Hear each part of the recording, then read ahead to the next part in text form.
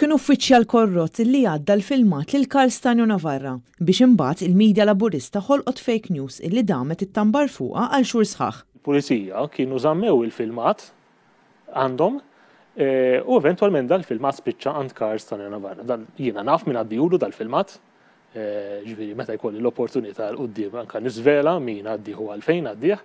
Jiena kont diġà qed li dan kien uffiċjal li tal-Korp tal-Pulizija nista' ngħid li hu uffiċjal korrott tal-Pulizija u dan immonta storja biex jagħmel ħsara fil-konfront, biex jagħmel ħsara lili. Waqt il-programm NetLife tal-4 filgħaxija, d-deputat nazzjonalista Kerl Aquilina spjega kif dan l-uffiċjal rid jibgħatlu messaġġ ċar sabiex jaqaf jitkellem fuq il-korruzzjoni li għaddejja fil-Gvern Laburista.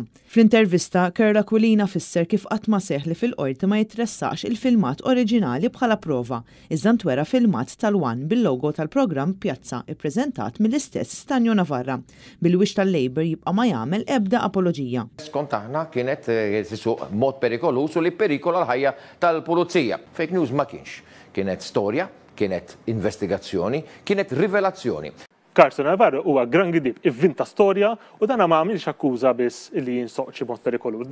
Dan qal illi jimpruvajt noqtol pulizija, dan qal illi jiena abbużajt mill-privileġġ parlamentari meta jien assolutament qatt ma referejt għal privileġġ parlamentari, dan qal illi jimpruvajt nikkorrompi pulizija.